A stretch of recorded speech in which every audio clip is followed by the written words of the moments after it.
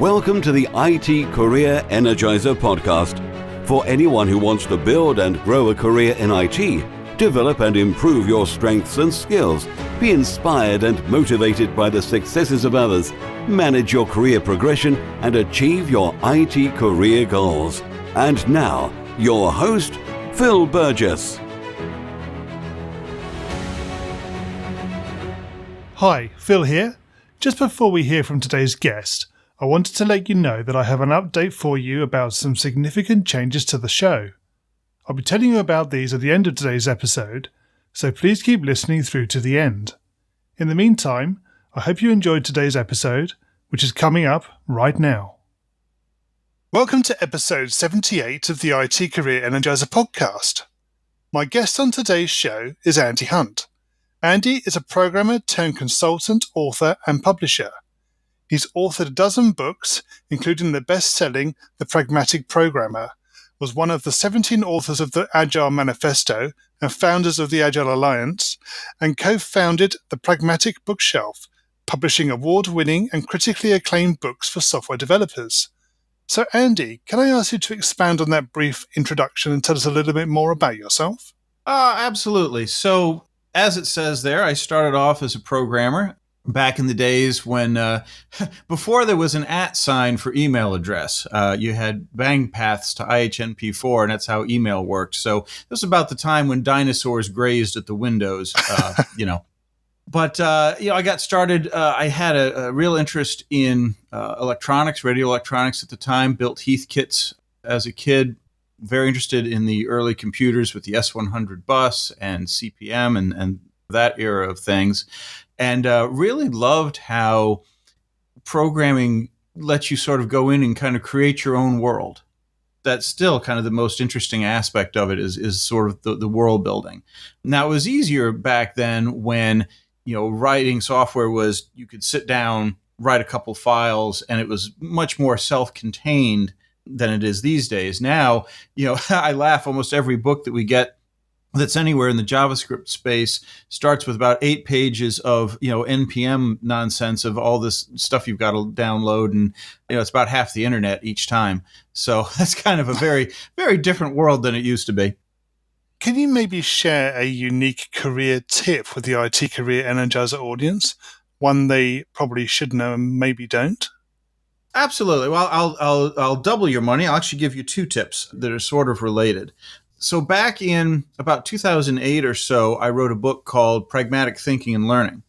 The thesis is that really the 2 things that you do as a programmer more than anything else are learning and communication.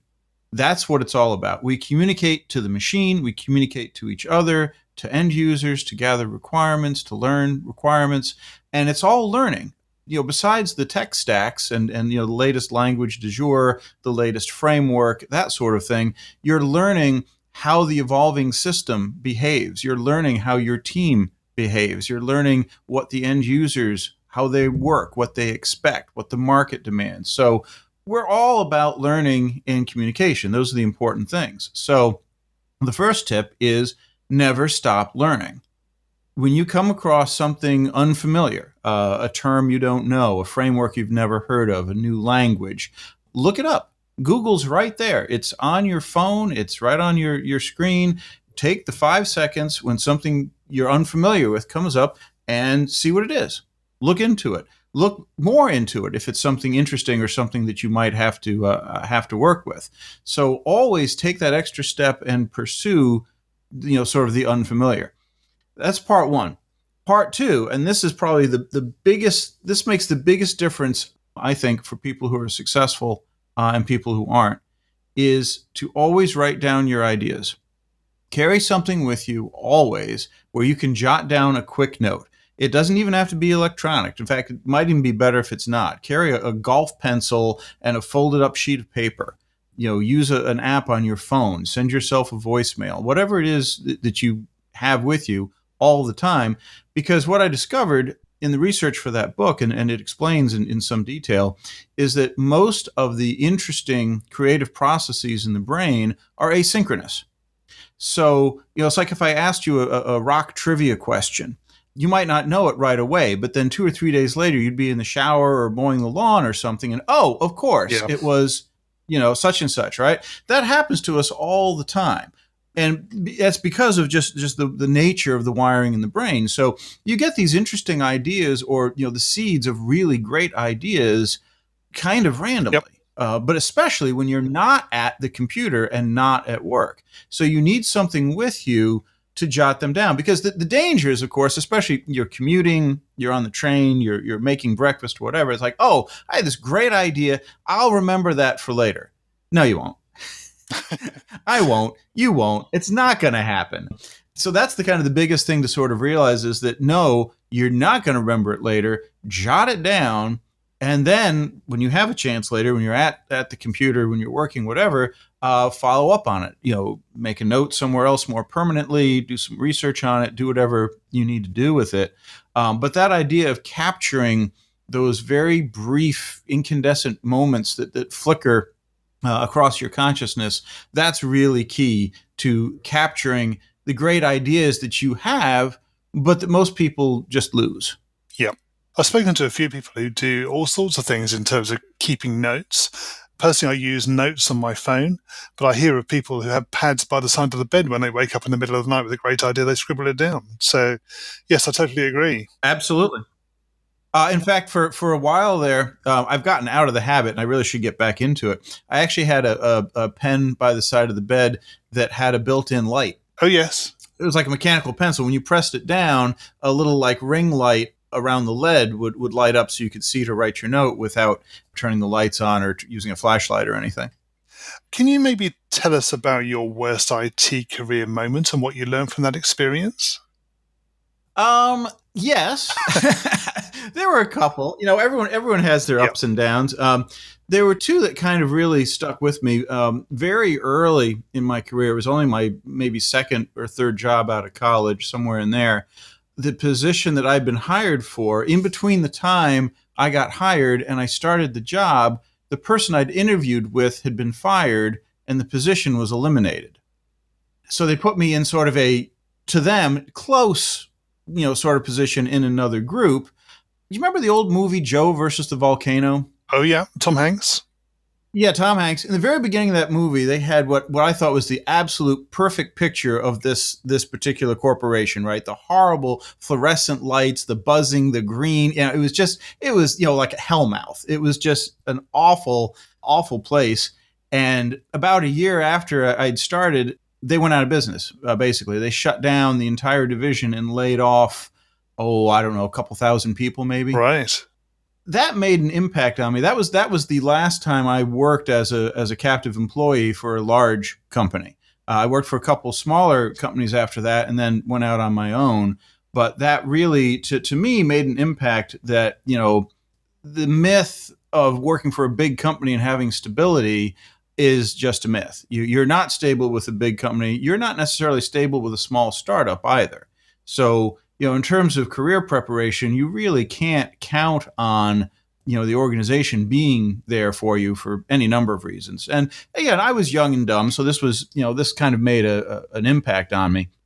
And then later on, as I was in my consultant phase of my career, one project that I rather enjoyed and I had a good time at, it was very clear from their practices and what they were doing on the project that they were going to fail. This was the one I think I've written about this place is where they had a lead architect, which is the first code smell, process smell, danger sign, right? They had a lead architect who did not code. They had a lead architect who used rational rows at the time to make UML diagrams. And they had literally, I am not exaggerating, this was a good-sized conference room that you could probably fit 25, 30 people at the table easily. It was a good-sized room. They had papered every single wall, floor to ceiling, with UML diagrams scotch taped together. Right. All four walls. And the door. Even the door was not saved. And consulting were pointing out sort of the errors of their process, the errors of their way, that they were, stuck in analysis paralysis, and they had not delivered a line of code at this point. And the project had been going on for 2 years, maybe. Wow. I got to do a couple like prototypes and some, kind of stuff on the side that I enjoyed, but it was clear that the project as a whole, it wasn't going to make it. So I made my report, talked to the boss, said, okay, here's the problem. This is what you need to fix. They said, thank you very much. Appreciate it. Gave me my money. Didn't change a thing. And they lost $14 million. Ouch. Yes. Boom. Just like that. Because they shut the whole thing down and literally never delivered a line of code. Wow. Which is just stunning. And unfortunately, that's not a unique story. I mean, that was one I happened to live through, but that was a lot of what kind of inspired me to get on the early train of lightweight methods, which we then, the bunch of us got together and coined the term Agile for Agile methods for exactly that kind of pathological organization where they think they're doing the right thing. They've got bright people. They're using all the right tools, and yet nothing comes out the door. Yeah. That was really what sort of got me interested in the Agile movement. It kind of makes me sad, today to see that Agile has really lost its meaning. You get people who say, oh, we do half of Scrum poorly and we use Jira, but look, we're Agile. And no, it doesn't work that way. I see, course after course and all these books and whatnot that say, here's how to be Agile. None of them reference the Agile Manifesto. None of them actually talk about the mindset of agility and the principles of it. And in fact, the very first principle in the Agile Manifesto is individuals and interactions over processes and tools. And yet every project starts up, their first question is, what process are we going to use and what tools are we going to use? Yes. Right? Yep. So that's a problem. And then if you look at the Agile methods themselves, they haven't changed in 10, 20 years or changed very lightly. And, the world that we're creating software for now is not the same as it was in the late 90s, early 2000s, right? We don't have AOL carpet bombing us with compact discs, right? You're not making a shrink release gold master kind of deployment. That's not the world we live in. We have iPhone apps that update 47 times a week. It's a very different model. It is. So moving on from your worst IT career moment, can you maybe tell us about your career highlight or greatest success? One of my favorite projects, which was highly successful, I've written about this and talked about this before, so it's not a state secret or anything. It was to replace a debit card transaction system. And in fact, that's the project where I met my partner, Dave Thomas. He and I wrote the Pragmatic Programmer together and founded the Pragmatic Bookshelf. And that was the project we first met on. And it was one of these, insane projects where it was just the two of us. So, very small team, highly talented, cough, cough, as I pat myself on the back. Two bright guys locked up trying to get this done, and fixed deadline, a hard deadline, non-negotiable. They were basically, there was a maintenance agreement, and the computers that the old system were running on were being pulled out of service on given date. So there was no second chance. There was no slip the date. There was no, this is the date. The people are coming in with a forklift and hauling out the old one, and this has to be operational by then. And by then was something like 3 to 6 months from when we started. I mean, it was not a long time window, and we had to replicate what this system did. So the key that made it actually work was that we had access to an on-site customer, if you will. The woman who ran the project knew the existing system inside and out. She could point to the specs and say, well, that's what they say. But in fact, what really happens is you get this packet and then this happens and this other thing and this causes a problem. So, we had, very direct access right across the hall from us from a subject matter expert who knew the system inside and out. Yeah. So we're sitting there coding away, have a question, this is vague, this doesn't make sense. Walk right over. She would drop what she was doing, answer the question. We get it fixed, and we got the project done. Not only did we get it done, as that company merged with other companies, as happens in finance, our homegrown system went up against, 4 or 5 or 6 other offerings that some of the other companies had as they acquired them, and ours won. It's like, nope, theirs is better, and so ours became the preeminent solution for the ultimate merged company out of all these others, which was actually kind of nice to hear. It's like, okay, it didn't just solve the immediate problem. It did what it was supposed to do and did it better than these other solutions that cost tons more money, had been written by large teams, whatever. Yep. I consider that really sort of the gold standard of that's what a project should be. And again, the key was very small team with the skills you need, with an on-site customer who has the answers. Yeah. And a little bit of actual time pressure. That doesn't hurt. Yeah, I think having that knowledge expert on hand is invaluable. Absolutely is. So, Andy, what excites you about the future of the IT industry and careers in IT in particular? Well, there's a lot to it. I think that, taking the highest level view, the fact that computing has become pervasive. It used to be when we first started out, you'd be at a cocktail party or you'd be talking to your parents or something. It's like, oh, what do you do? Oh, he's in computers. Right. And that was sufficient. Yep. And their eyes would glaze over and it's like, oh, nerd, fine. And, you can't get away with that anymore. It's oh, I'm a cybersecurity expert and, I do, AI genetic algorithms or, it's much more part of the national conversation and part of the world. It's completely pervasive. I mean, when you see, I've got, some young nieces and nephews, toddler age, navigating an iPad, buying apps and know to only buy the games that have 5 stars because mom said, it's, oh my God, it's amazing. It's amazing to watch. Yep. And the idea that being able to learn at an early age how computers work and how to create and adapt software yourself, that's critical. Because if you don't take that next step and learn how to manipulate this world, you'll be powerless in the future. It's like, any other technological advancement. If you were a really great horse rider, and then cars came along, well, you had to learn how to drive a car, or you were kind of left out. I don't know if that's actually true, but it makes a good story, so we'll roll with it. But that's the kind of thing. I mean, you have to know how this stuff works, and the fact that you can download something like Linux for free and all the programming languages and play with that on something like a Raspberry Pi or Pi Zero, you can get into this incredibly cheaply. I mean, when I started off, if you wanted to work on Unix, you had to fork over tens of thousands of dollars for a license.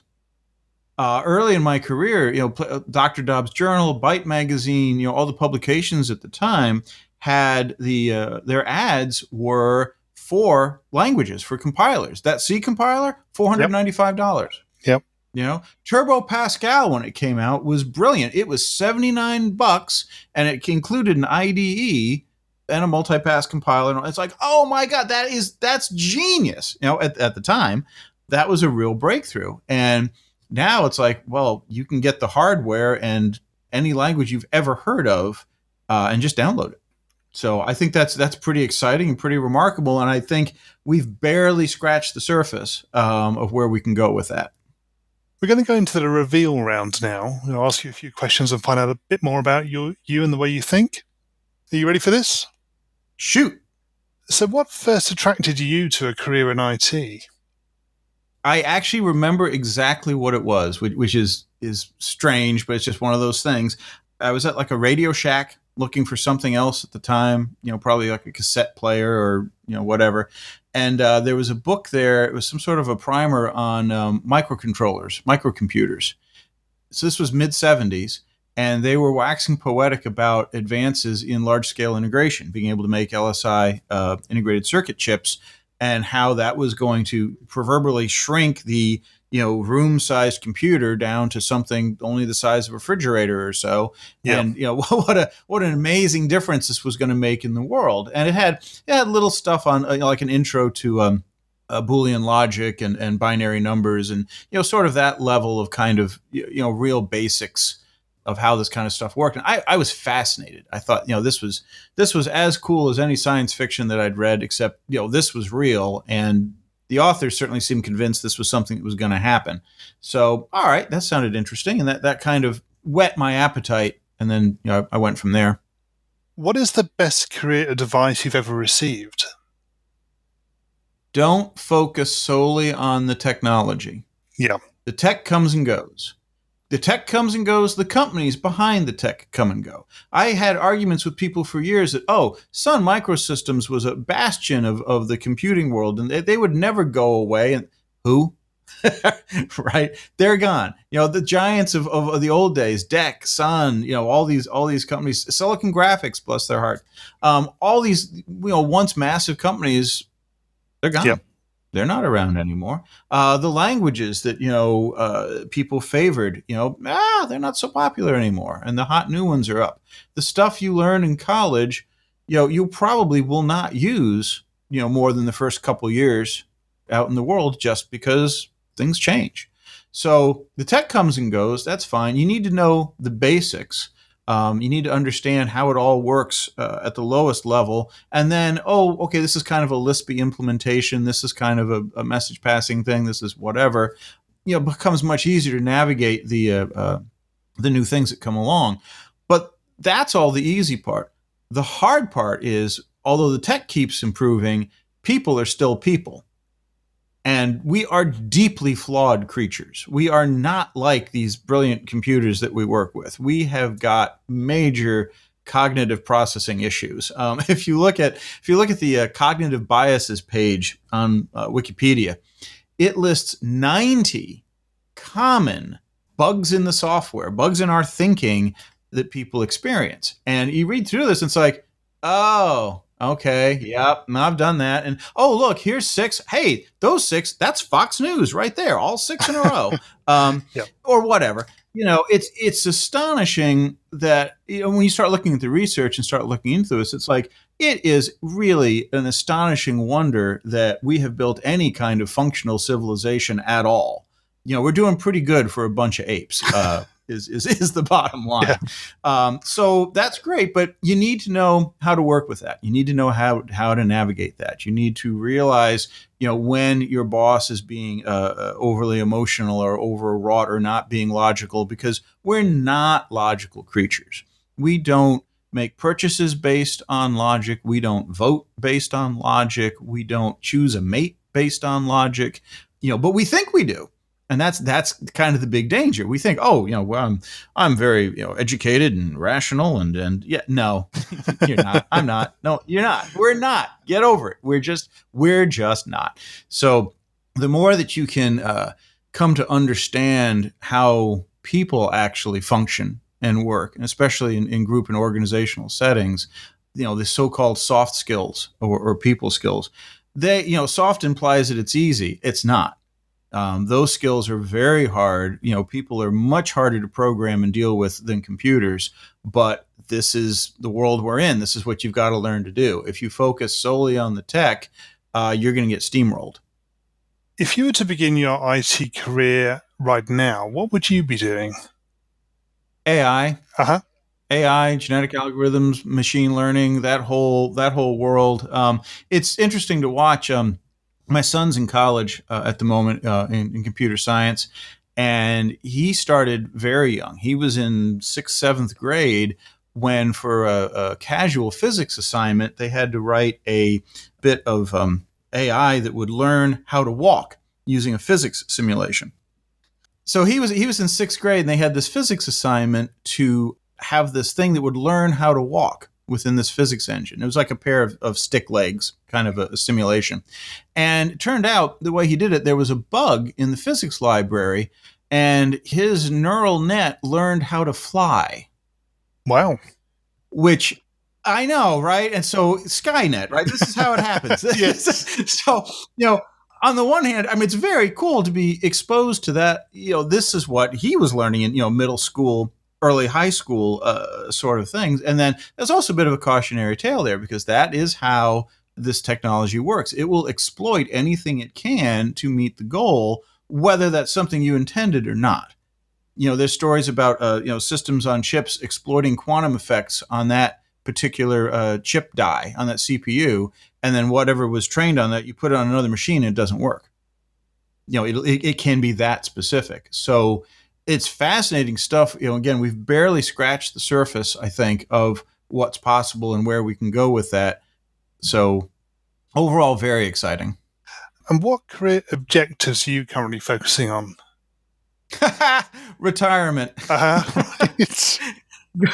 Or more broadly, going out with a bang. It takes a while to, invent something brand new and turn the world on its ear. So I've got a good, 10, 15 years to go to come up with something really interesting. And so that's what I'm working on. And what's the number one non-technical skill that has helped you in your career so far? All non-technical skills, I think, are critical. But, the sort of basics of continuous learning, read voraciously, read everything you get your hands on, and read good quality stuff. Read actual books that have been edited or videos that have been, edited and well produced, not just Twitter or some random blogs. Write to remember, take notes, summarize, write it in your own words. The act of writing stuff down like that really helps wire it in, cement it in your memory. Give user group talks if that's something, if you have the stamina for it. Not everyone does, and that's okay. Write a blog if you don't like talking in front of people. Talk to folks at work. Do the brown bag lunches at work where, hey, I just read up on this new language, Elixir. It's got this great Phoenix framework for web. God, this would make stuff so much easier. Here's what I found out. What do you guys think? Be an advocate for the stuff that you've discovered that you're passionate about and that's interesting, and help move the ball forward. So, Andy, can you share a parting piece of career advice with the IT Career Energizer audience? I think the number one piece of advice is along these same lines, is to realize you're never done. You've never made it. If you've learned some great framework, some great language, don't stop there. You don't want to be that person where I've got this hammer and now everything looks like a nail. The technology, the methodology that you used on the last project that was so successful might not work at all in the next project. That could be a completely different context. You might need completely different tools. So the number one thing is to be prepared for that and to be ready to learn something completely different all the time. You've always done, a sprint kind of thing, a scrum kind of thing. Maybe you need to look at lean techniques. You've always done that. Maybe you need to look at something else. That might not work here. This language that you love might not work here. You've always used C++. You might need to use Rust in this occasion. You've always used, whatever. But you've got to be prepared for that. It is kind of chaotic, but it is constant change. And you have to remember that whatever you think of the pace of change at the moment, this is the slowest that the pace of change will ever be, because it's monotonically increasing. So as bad as it is now, this is slower. It's going to be slightly faster tomorrow and slightly faster the day after that, and on and on and on and on. So if you want to keep up, you have to keep going. And finally, what's the best way we can find out more about you and connect with you? If you Google Andy Hunt, I'm like the top 12 hits, so that's kind of helpful right there. But let me give you some specifics. My homepage is at toolshed.com, and that's where you can find my blog and articles, links to my books, that sort of thing. The publishing empire is at pragprog.com for pragmatic programmers. My science fiction novels, I just releasing my second one now. That's at conglomora.com. That's CONGLOMMORA.com. Also available on Amazon and bookstores everywhere. The software methodologies I've been experimenting with is coming up on growsmethod.com. And the idea behind that is, again, focusing on taking learning into your own hands, not relying on corporate L&D departments for the kind of mostly bogus training that goes on, but really taking learning into your own hands, figuring out how to grow your skills, grow the team, and grow the software that you're developing, and how to make all that work effectively. Andy at any of those domains will get to me, and I'm at Pragmatic Andy on Twitter. Brilliant. Thank you. Andy, thank you so much for joining me on the IT Career Energizer podcast today. It's been great chatting with you. Oh, thanks for having me. Hi. Phil here again. As mentioned at the start of today's episode, I've got an update for you about the future of the show. But before that, a quick thank you to Andy Hunt for sharing his advice and experience in today's episode. As usual, you can find a show notes page for today's episode on the IT Career Energizer website at itcareerenergizer.com/E78. My guest on next week's show is Spencer Schneidenbach, a Microsoft Most Valuable Professional who specializes in ASP.NET, C#, and JavaScript, so a great episode coming up. So now, as promised, an update on the future of the IT Career Energizer podcast. Today marks the start of a 28-day countdown to a first set of changes to the podcast. Not all of the changes are finalized as yet, but one significant change will be to the number of episodes released each week.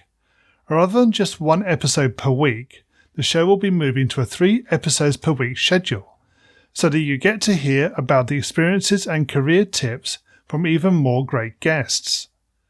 So in 4 weeks from now, every Monday, Wednesday and Friday will see the release of a new IT Career Energizer podcast episode. This is something I've been wanting to do for some time, and this is the starting point for a number of other changes that are planned over the coming months. And I'll be letting you know more about one or more of those planned other changes in each of the next 3 episodes as the countdown from day 28 to day 0 continues. I'm really excited about where the IT Career Energizer podcast is headed, and I hope that you'll be joining me on this journey. As I've said before, it takes time and effort to put the podcast together, to attract great guests, and to keep it going, which means audience growth is essential. I'm extremely grateful to everyone who has helped and continues to help me develop the show. I'd like to take this opportunity to thank you for your support for the IT Career Energizer podcast. So until next Monday, have a great week. Thanks for listening to the IT Career Energizer podcast. To find out more about building a successful career in IT, visit itcareerenergizer.com.